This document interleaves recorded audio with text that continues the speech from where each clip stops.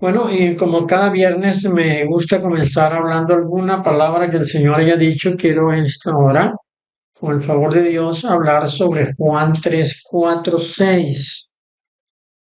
Y allá en esa porción encontramos lo siguiente. Nicodemo le dijo al Señor Yeshua, ¿cómo puede un hombre nacer siendo viejo? ¿Puede acaso entrar por segunda vez en el vientre de su madre y nacer? Respondió Yeshua, de cierto te digo que el que no naciere de agua y del Espíritu no puede entrar en el reino de Dios. Lo que es nacido de la carne, carne es. Lo que es nacido del Espíritu, Espíritu es. No te maravilles de que te dije, os es necesario nacer de nuevo.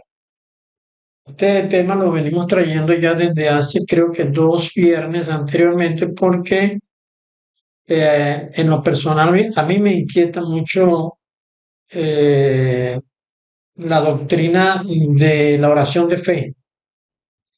Sé que es una práctica de la iglesia evangélica, la oración de fe, más sin embargo a mí me preocupa mucho cuando se trata única y exclusivamente de la oración de fe, porque la oración de fe no conduce a nacer de nuevo, no. La oración de fe es un acto espontáneo, algunas veces, otras veces es guiado por el líder que está predicando. Creo que la mayoría de las veces es guiada por el líder que está predicando y consiste simplemente en repetir lo que alguien está diciendo, pero no se conoce a ciencia cierta cuál es la convicción de conciencia de esa persona que está repitiendo esas palabras que otro está diciendo en cuanto a si está plenamente convencido de que necesita ser transformado.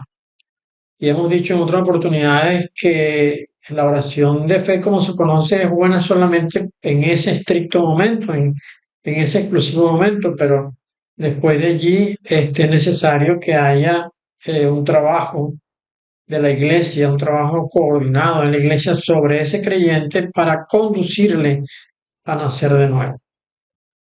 Y eso es precisamente de lo que venimos hablando de hace un tiempo para acá. Yo le digo con sinceridad, yo no creo en las campañas.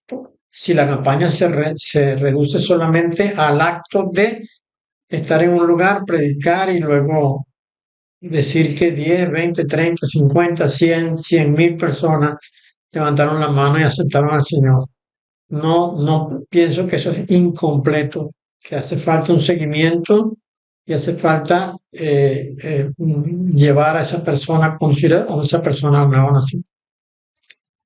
Bueno, en esta porción que acabamos de leer, el Señor le dice a Nicodemo que es necesario nacer del agua y del Espíritu, que el que no nazca del agua y del Espíritu no puede entrar en el reino de Dios, porque Nicodemo estaba hablando, preguntándole al Señor si era necesario volver a meterse en el vientre de la madre para nacer. Claro, ese era un extremo que estaba usando Nicodemo, un poco exagerado, porque Nicodemo sabía que eso era absolutamente imposible, pero básicamente lo que le estaba diciendo el Señor es que yo no entiendo de qué estás hablando, cómo es eso de nacer de nuevo.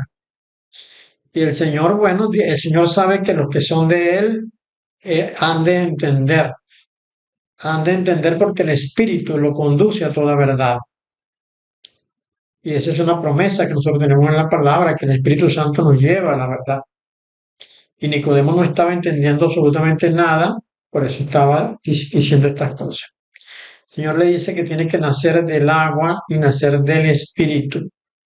Y esto es precisamente la base del nuevo nacimiento, porque aquel que no es transformado por el Espíritu Santo, pues no ha nacido de nuevo y su condición es simplemente la de una persona en pecado. Así haya repetido una oración en, en 50 servicios que haya ido a lo largo de toda su vida, ¿no? Acá el Señor usa los términos judatos y neumatos para referirse al agua y al Espíritu. No obstante, la significación de judatos, que es la que corresponde al agua, va más allá de simplemente tener agua reservada en un recipiente. Este término, judatos, se traduce a agua ciertamente en los diccionarios, pero si uno busca la definición ampliada, Por ejemplo, usted busca el diccionario Strong y ahí le va a dar una definición ampliada a este término. Le dice que esta es agua, pero que viene de la lluvia. Es decir, es un agua que viene de arriba.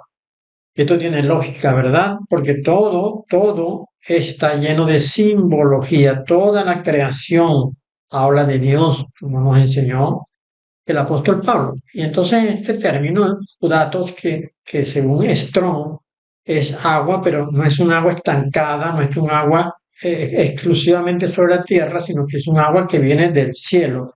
Es un agua que ha caído de la lluvia.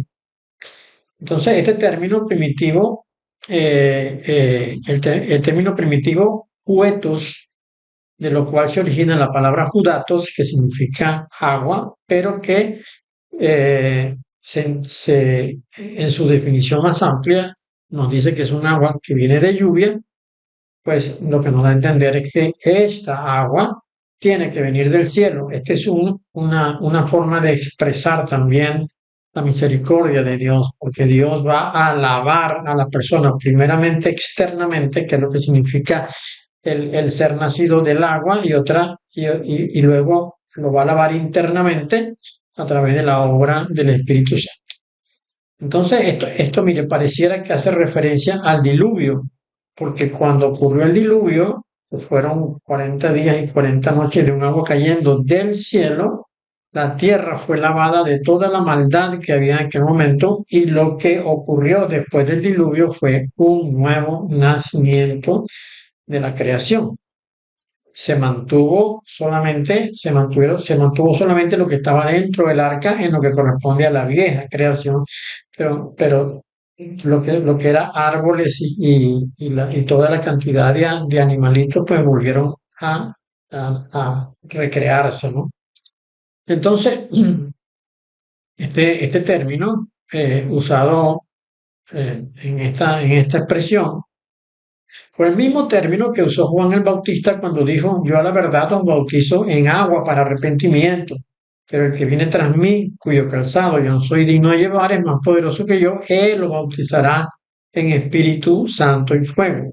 Aquí está usando Juan los mismos términos que aparecen en esta porción de Juan capítulo 3. Es quizá por eso que la práctica de bautizar a las personas se hace en un río y no en el mar. Uno nunca debe bautizar con agua de mar, simplemente porque el agua de mar simbólicamente en la Sagrada Escritura representan a las muchedumbres enemigas de Dios, tal y como nos dice, por ejemplo, Apocalipsis capítulo 17. Además, el agua de mar tiene sal y no es el agua limpia como el agua que cae de la lluvia. Esto tenemos que tenerlo presente. La sal también tiene su explicación simbólica dentro de todo esto. Pedro nos dijo, por ejemplo, estos ignoran voluntariamente que en el tiempo antiguo fueron hechos por la palabra de Dios los cielos y también la tierra que proviene del agua, y por el agua subsiste, por lo cual el mundo entonces pereció anegado en agua.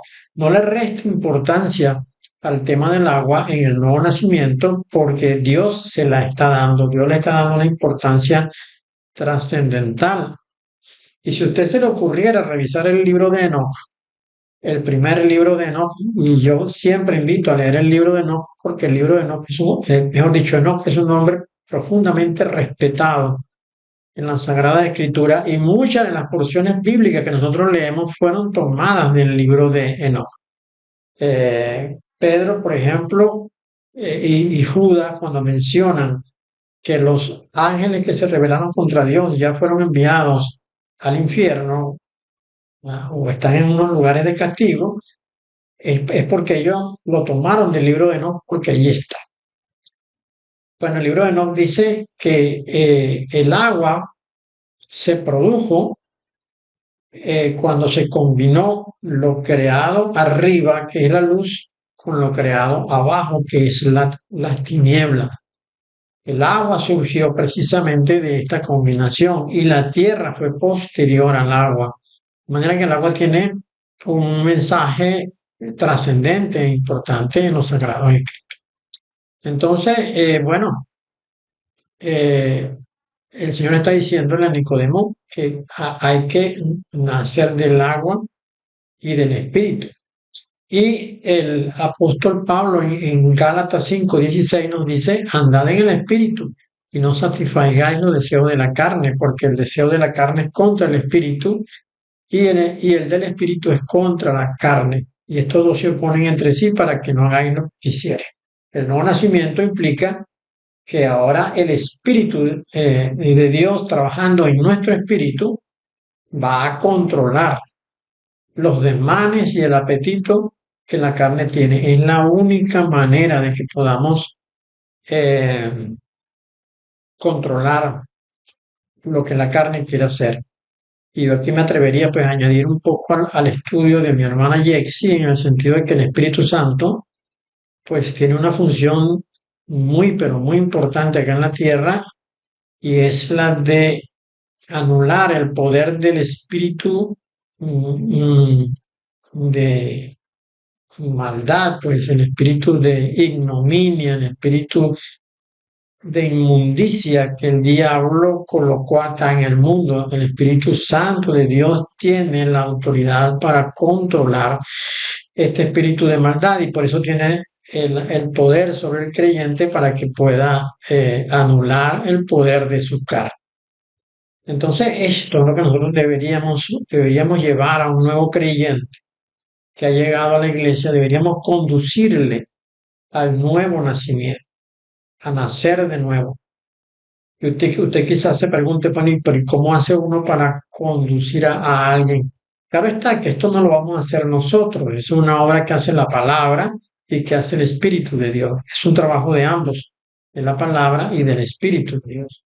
Pero uno debe como que interesarse en la persona que está creyendo, que está llegando a la iglesia y aconsejarle cómo hacer para que esa palabra produzca en él el nuevo nacimiento y el Espíritu Santo de Dios haga la obra. Sabemos que este no es un tema de 5 minutos ni de un año. Nacer de nuevo, es decir, ir dejando el hombre viejo puede llevar muchísimos años. A lo mejor quizás nos lleva toda la vida. Pero lo importante es que tengamos el deseo de cambiar. Y esto, pues, Dios está complacido de que nosotros querramos hacer eso. Nosotros, pues, hemos ido preparando una serie de estudios para orientar al nuevo creyente a nacer de nuevo. Son unos estudios que se pueden ir haciendo en sesiones para ir mostrándole, pues, la condición en la que uno llega y en la condición en la que podría salir. Porque para que nuestro cuerpo sea transformado del cuerpo de la humillación nuestra al cuerpo de la gloria del ungido, es necesario que nosotros se haya ido produciendo esa transformación, ese deseo de ser transformado. Porque si nosotros llegamos a la iglesia y hacemos una oración de fe, pero seguimos viviendo con la misma forma de vida que teníamos antes, pues simplemente no vamos a ser levantados en el día postrero, nos quedaremos cuando el Señor venga.